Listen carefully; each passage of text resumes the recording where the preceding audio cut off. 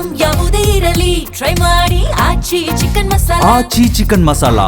ವಯೋಸಹಜ ಕಾಯಿಲೆಯಿಂದ ನಮ್ಮೆಲ್ಲರ ಪ್ರೀತಿಯ ಜಾನಕಿಯಮ್ಮ ವಿಧಿವಶರಾಗಿದ್ದಾರೆ. ಪ್ರೀತಿ, ವಿರಹ, ಭಕ್ತಿ, ಸಡಗರದ ಭಾವಗಳ ಜೀವ ಮೌನ ತಾಳಿದೆ.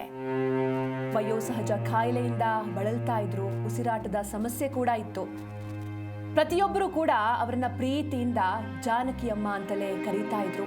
ವೈಟ್ ಅಂಡ್ ವೈಟ್ ಪೋಷಾಕು ಧರಿಸಿ ಮೈಕ್ ಹಿಡಿದು ನಿಂತ್ರೆ ಸಾಕು, ನಿಜಕ್ಕೂ ಸಂಗೀತ ಪ್ರಿಯರು ಅಕ್ಷರಶಃ ಮೂಕ ವಿಸ್ಮಿತರಾಗ್ತಾ ಇದ್ರು. ಯಾವುದೇ ಭಾವದ ಹಾಡಿರಲಿ, ಪ್ರೀತಿ ಆಗಿರ್ಬೋದು, ವಿರಹ ಗೀತೆ ಆಗಿರ್ಬೋದು, ಭಕ್ತಿ ಗೀತೆ ಆಗಿರ್ಬೋದು, ಅಥವಾ ಸಡಗರದ ಗೀತೆಗಳಾಗಿರ್ಬೋದು, ಅಂದ್ರೆ ಹೈ ಪಿಚ್ನ ಗೀತೆಗಳಾಗಿರ್ಬೋದು, ಪ್ರತಿಯೊಂದಕ್ಕೂ ಕೂಡ ಭಾವವನ್ನ ತುಂಬ್ತಾ ಇದ್ರು.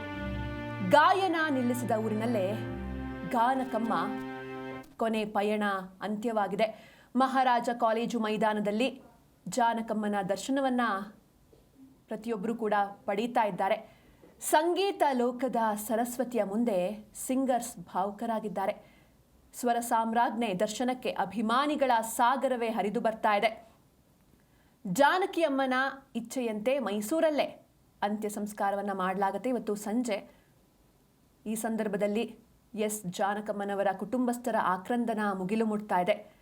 ಸರ್ಕಾರಿ ಗೌರವಗಳು ಸಲ್ಲಿಕೆ ಆಗ್ತಾ ಇದೆ. ಹಾಗೆ ತೆಲುಗು ಬ್ರಾಹ್ಮಣ ಸಂಪ್ರದಾಯದಂತೆ ಇವತ್ತು ಸಂಜೆ 5 ಗಂಟೆ ಮೇಲೆ ಅಂತ್ಯಕ್ರಿಯೆ ನೆರವೇರುತ್ತೆ ಎನ್ನುವಂಥ ಮಾಹಿತಿ ಕೂಡ ಸಿಗ್ತಾ ಇದೆ. ನಿನ್ನೆ ರಾತ್ರಿ ಯಾವಾಗ ಈ ಸುದ್ದಿ ಕರುನಾಡಿಗೆ ಬಂತೋ, ಈ ಹಿಂದೆಯೂ ಕೂಡ ಸಾಕಷ್ಟು ಬಾರಿ ಯಾವಾಗೆಲ್ಲ ಜಾನಕಿಯಮ್ಮ ಅನಾರೋಗ್ಯದಿಂದ ಆಸ್ಪತ್ರೆಗೆ ದಾಖಲಾಗಿರ್ತಾರೆ ಆಗೆಲ್ಲ ಈ ರೀತಿ ಒಂದು ಬ್ಯಾಡ್ ನ್ಯೂಸ್ಗಳು ಹರಿದಾಡ್ತಾ ಇರ್ತಿತ್ತು.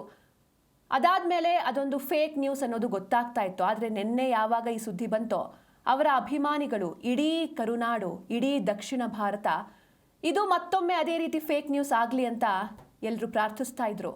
ಆದರೆ ಫೇಕ್ ನ್ಯೂಸ್ ಆಗಲಿಲ್ಲ, ಅದೇ ನಿಜವಾಗಿತ್ತು. ಗಾನ ಕೋಗಿಲೆ ಹಾಡನ್ನು ನಿಲ್ಲಿಸಿದೆ. ಇದರ ಜೊತೆಗೆ ನಾವು ಭಾರತದ ಗಾನ ಕೋಗಿಲೆ ಲತಾ ಮಂಗೇಶ್ಕರ್ ಅಂತ ಕರೆದ್ರೆ, ದಕ್ಷಿಣ ಭಾರತದ ಗಾನ ಕೋಗಿಲೆ, ಗಾನ Saraswati ಜಾನಕಿಯಮ್ಮ.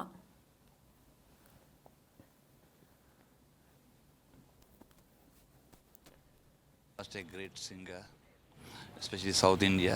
She's a legend, a versatile singer. She sang so many songs not only in her own language, Telugu, but also in Malayalam. And especially in Tamil, she was popular with Ilayaraja. And we really miss a great singer. I pray the Almighty for her. Which one is your favorite song, sir? See, before going to school, we heard the Telugu song. This is actually Tamil song.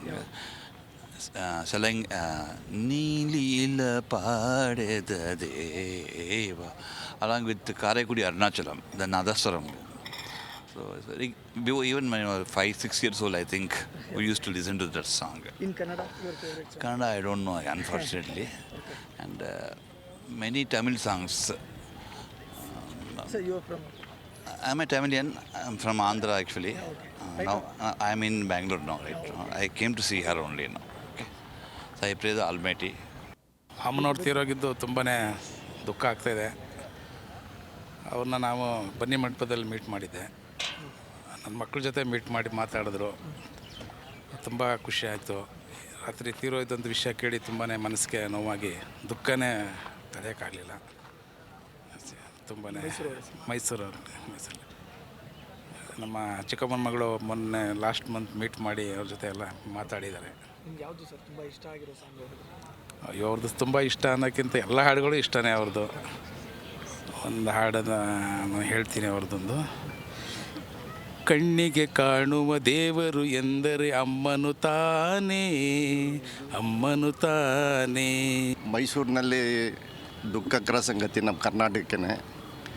ಯಾಕೆಂದರೆ ಅವರು ಸಹಸ್ರಾರು 48,000 ಮೇಲೆ ಆಡಿದ್ದಾರೆ, ಎಲ್ಲರೂ ರಂಜಿಸಿದ್ದಾರೆ. ಮತ್ತು ಅವರ ಹಾಡುಗಳನ್ನು ನಾವು ಸಣ್ಣದ್ರಿಂದನೂ ಕೇಳ್ತಾ ಇದ್ವಿ. ಅವ್ರಿಗೋಸ್ಕರ ಒಂದೇ ಒಂದು ಸಣ್ಣ ಹಾಡನ್ನು ಹಾಡ್ತೀನಿ. ಭಾರತ ಭೂಸಿರ ಮಂದಿರ ಸುಂದರಿ ಭುವನ ಮನೋಹರಿ ಕನ್ಯಾ ಕುಮಾರಿ ಭಾರತ ಭೂಸಿರ ಮನ್ ಬೆಂಗಳೂರಿಂದ ಬಂದಿದ್ದೀವಿ. ನಾವು ಫಸ್ಟು ಮೆಡ್ರಾಸಲ್ಲಿದ್ವಿ ಅಮ್ಮವ್ರ ಜೊತೆಯಲ್ಲಿ. ಅವ್ರ ಜೊತೆನೇ ಇದ್ರಾ? ಹ್ಞೂ, ಅಲ್ಲಿದ್ವಿ. ರಾತ್ರಿ ನ್ಯೂಸ್ ಗೊತ್ತಾಯಿತು, ಈ ಥರ ಹಿಂಗಾಗಿದ್ದಾರೆ ಪ್ರಾಬ್ಲಮ್ ಅಂತ ಅಂದ್ಬಿಟ್ಟು. ಅದರ ಸಲುವಾಗಿ ನಾವು ಅಮ್ಮನ ನೋಡೋಕ್ಕೆ ಬಂದಿದ್ದೀವಿ. ಅಲ್ಲಿ ಅವ್ರು ಸುಮಾರು ಅವ್ರ ಜೊತೆಯಲ್ಲಿ ಒಂದು 10 ವರ್ಷ ಇದ್ವಿ ಮೆಡ್ರಾಸಲ್ಲಿ, ಚೆನ್ನೈಯಲ್ಲಿ. ಮತ್ತು ತಿರುಗಿ ಬೆಂಗಳೂರು ಬಂದು ನಮ್ಮದು ಬೆಂಗಳೂರು, ಮೆಡ್ರಾಸಲ್ಲಿದ್ದೀವಿ ನಾವು ಫೀಲ್ಡಲ್ಲೇ. ಅದ್ರ ಹೌದೌದು, ಆ ಫೀಲ್ಡಲ್ಲಿ ಇದ್ದಾಗ ಆವಾಗ ನಾವು ಅಮ್ಮನವ್ರ ಜೊತೆಗಿದ್ದಾಗೆಲ್ಲ பெருமதிப்பிற்குரிய பாடகி ஜானகி அம்மா அவர்கள் காலமான செய்தி கேட்டு மிகவும் துக்கமடைந்தேன். மிகவும் அதிர்ச்சிகரமான செய்தியாக எனக்கு இருந்தது. வாழ்வில், தன்னுடைய சொந்த வாழ்வில் எத்தனையோ துக்கங்களை, தாங்க முடியாத துக்கங்களை, தாங்க முடியாத நிகழ்வுகளை தாங்கி அவர்கள் வாழ்ந்தார்கள் என்பது மிகவும் வேதனைக்குரிய விஷயம். உலக கம்போசர்கள் மிகவும் மாமேதைகள். அவர்களுடைய ஒவ்வொருவருடைய வாழ்விலும் அவர்களுடைய தனிப்பட்ட வாழ்க்கை மிகவும் துக்கமானதாக இருந்திருக்கிறது என்பது தான் இதுவரை நடந்திருக்கிறது. ஆனால் ஜானகி அம்மா அவர்கள் தன்னுடைய திறமையில் யாருக்கும் சளைத்தவர்கள் இல்லை என்பது நிரூபித்துக் கொண்டே, ஒவ்வொரு பாடலிலும் நிரூபித்துக் கொண்டே வந்திருக்கிறார். மிகவும் கடினமான உழைப்பாளி. நான் ஒரு பாடலை உருவாக்குவதற்கு ஒவ்வொரு வாத்தியத்தையும் எவ்வளவு அக்கறையோடு சேர்ந்து அதில் விடாப்பிடியாக நான் நினைத்ததை வரவழைப்பேனோ, அதே போல் அவர்களுக்கு சொல்லிக் கொடுத்த அந்த பாடலை அவர்களும் விடாப்பிடியாக நான் என்னுடைய கடின உழைப்புக்கு ஈக்குவலான கடின உழைப்பை உடையவர்கள் அவர்கள். அதற்கு மேல் என்றே சொல்லலாம். சிறந்த கம்போசர்,